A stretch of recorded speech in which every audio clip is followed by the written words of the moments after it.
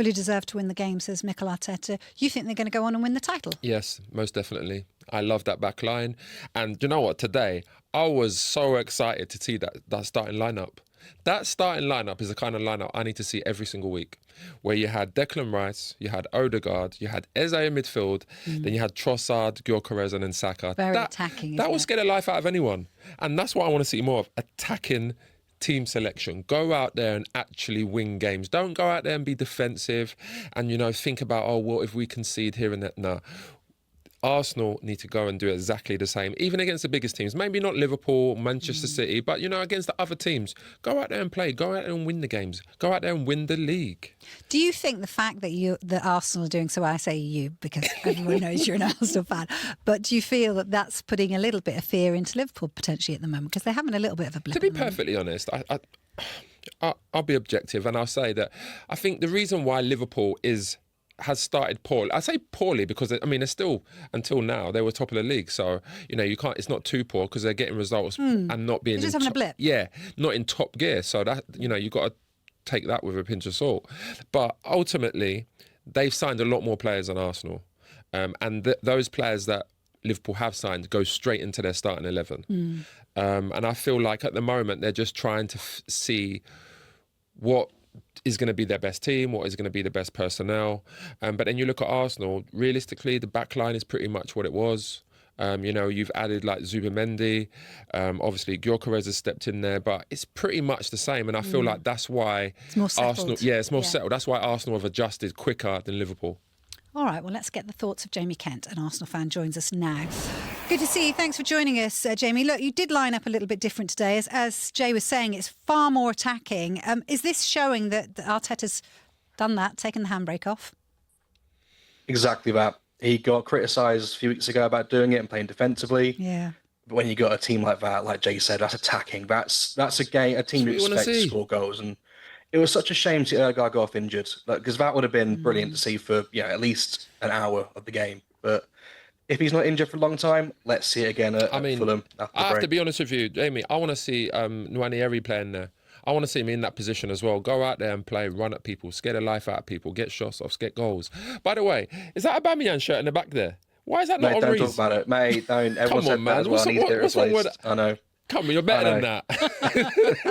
It's a signed shirt. I need to get it replaced, but I'll get it done eventually. Oh, I love it. Look, you mentioned Odegaard. That's not going to be good news, is it, if he is injured for you? I mean, he is your captain, and he does... Well, Declan Rice is our captain.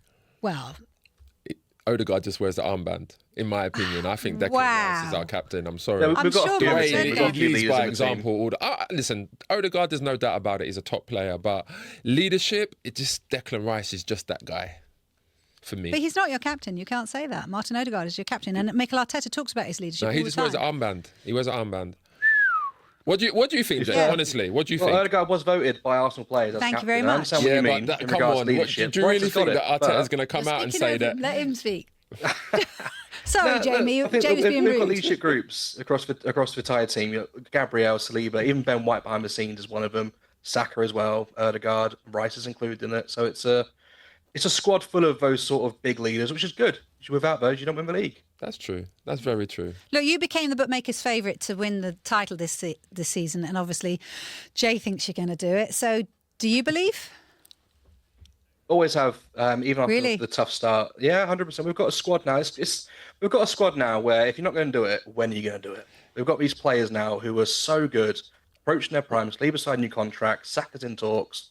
Timber's in talks. It's getting to the point now. If you're not going to do it now, when on earth are you going to do it? These sort of players, they're that good now. Exactly, and I completely agree. So what's your views on if Arsenal don't do it? What happens then? Because, you've got the squad, you've got the players, you've got the depth. What happens then? Because I think for me personally, I just want to see a Premier League or a Champions League. I do not care about any other trophy, a domestic Community Shield like Arteta likes to talk about. None of that. I just need to see a major with this squad, because this squad is capable. It's one of the best backlines in the world. Probably best partnership in centre-back in the world.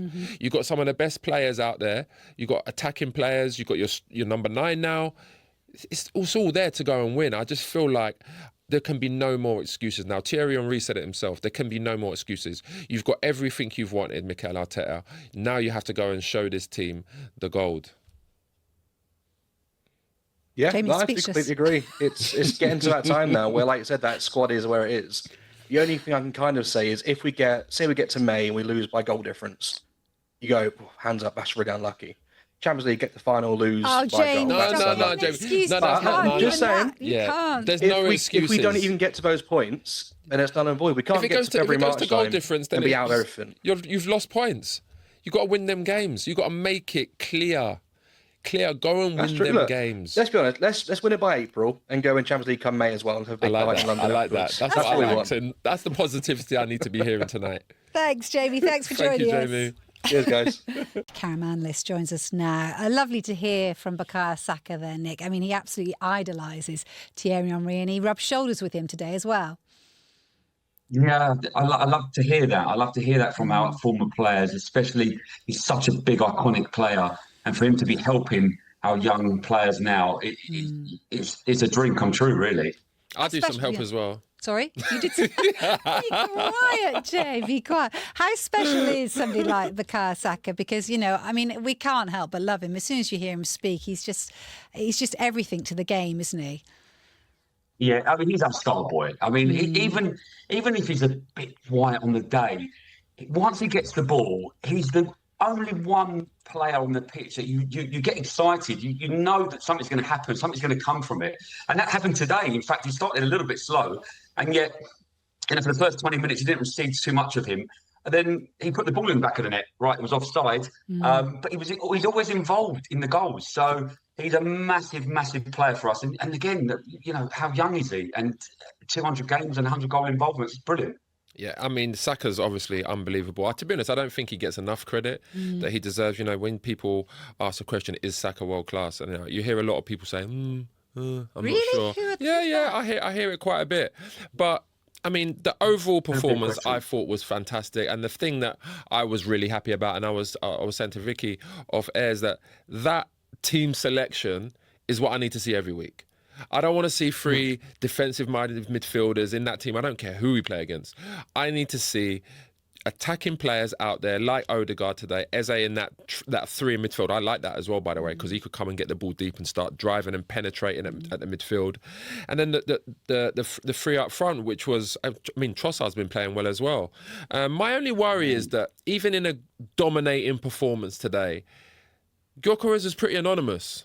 And I feel like in order to get, again, I still think we'll be very close to win the league. I believe we will win the league. But in order for Arsenal to really solidify that top place, Gyökeres needs to score like 20 Premier League goals. And as he's not on penalties right now, I don't know how it's going to happen because his movement today, he wasn't a danger to the defence. And I feel like, yes, you want to help him score goals, but it's not all about him in Arsenal. At Sporting, it was all about him. He was a talisman. But at Arsenal, there's better players than him, but he has to chip in with his goals. Yeah, I think out of all the players today, I was most disappointed in Gyökeres. I think when Odegaard was on the pitch, what I've noticed today was he was really looking out for him a lot more. Yeah. Usually it's Odegaard and Saka, but today he put a few through balls around the back.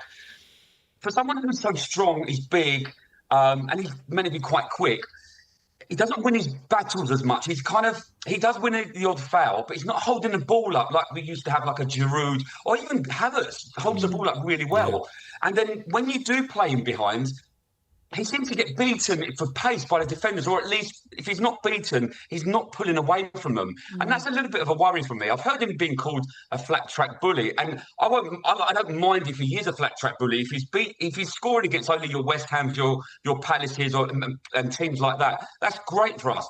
But the way he played today, I'm not even sure he's going to do that. That's not great if he's just scoring against those teams. He needs to be scoring against the Liverpools, the Man Cities, the Chelseas. He needs to score in those games. That's why he was bought. Yes, he wasn't bought to score against those teams because Arsenal will probably beat them teams anyway. He was bought to get Arsenal over at their edge against the biggest clubs. No, the thing is, though, last season and the season before, our record against the top six is impeccable. It was those teams that we struggled against. It was the West Hams, it was the Palaces, it was the Bournemouths. So if we can just get over the line with those, we can handle the big teams.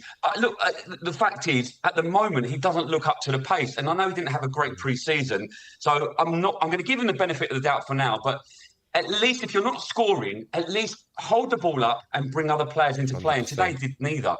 Nick, I just want to get your thoughts on Martin Odegaard, because we're just hearing from Mikel Arteta in his press conference. He said that he actually had his knee in a brace. This could look a little bit more severe than perhaps we first thought. So what are your thoughts on that? Yeah, I feel sorry for him because he didn't have a great season last season, especially towards the end. But this season, when he has played, I mean, he keeps coming off injured for one reason or the other. It's his shoulder, now it's his knee.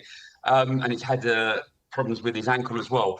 But this season, in the last two games especially, he's looked up for it. He's run the show. He's been pulling the strings. Even today, before he came off, he was pulling the strings. So for me, well, no, he look, he didn't play for long, but he did look like he was up for it. And against Olympiacos, he was the best player on the pitch, right? So I think he's one of those players when he does play well, it's a massive help for us. I know we were talking about the captaincy earlier, and I do agree. I think Declan Rice is probably don't get Jay started. No, it's just facts. It's just facts, man. I love they Declan. Picked him. No, I know. I agree. I actually agree with that.